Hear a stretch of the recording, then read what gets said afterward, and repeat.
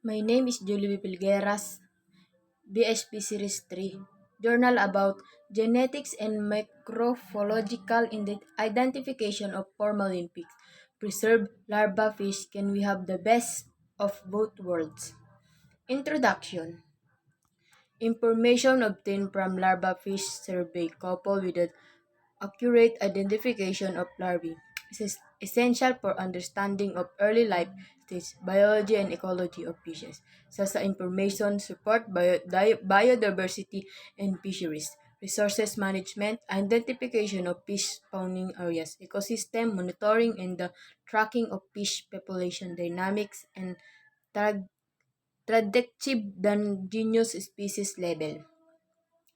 To enable microscope examination of larval species for identification specimens are usually fixed in 5% dilation of concentrated formal 37% saturated solution of formaldehyde gas known as 5% formalin and then transferred into 70% in ethanol for long-term storage.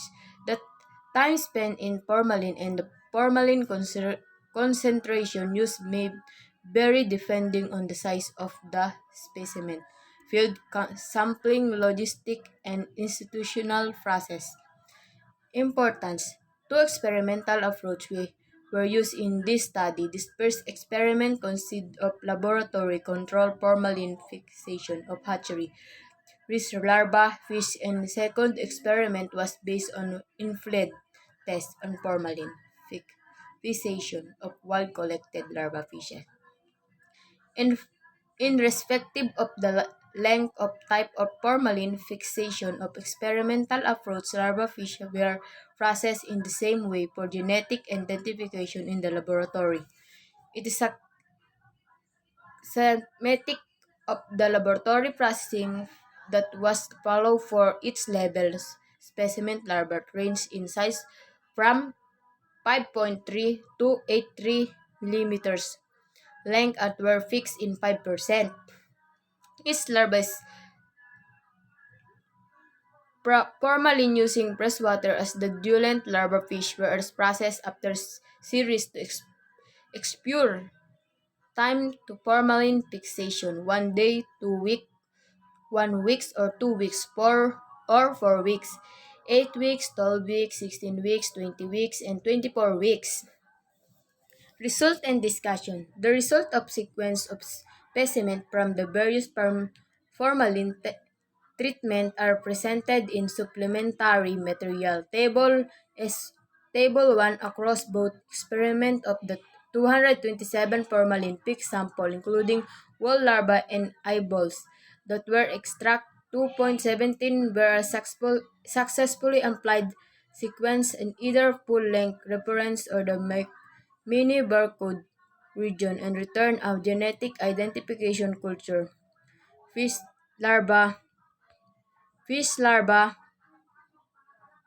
minor code region, and return at produce at the land base hatchery as a part of control formalin fixation experiment worldwide. Fish larvae were coached part of the field at Asia formalin fiction experiment. Conclusion.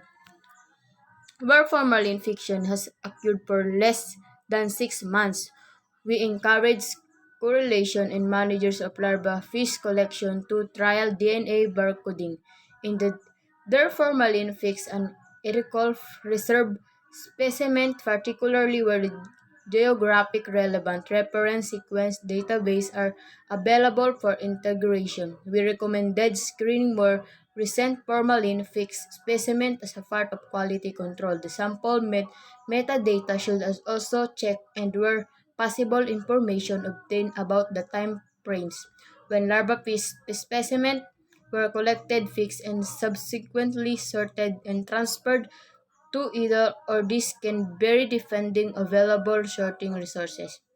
Number of specimens will believe the metabolic outline. This study understand future monitoring larva fish, climate, and fisheries research, particularly with a respect to in continuous loss of taxonomic ability and where both microbiological genetic identification and required based on the outcomes of this study were retrained previous pending in a lecture.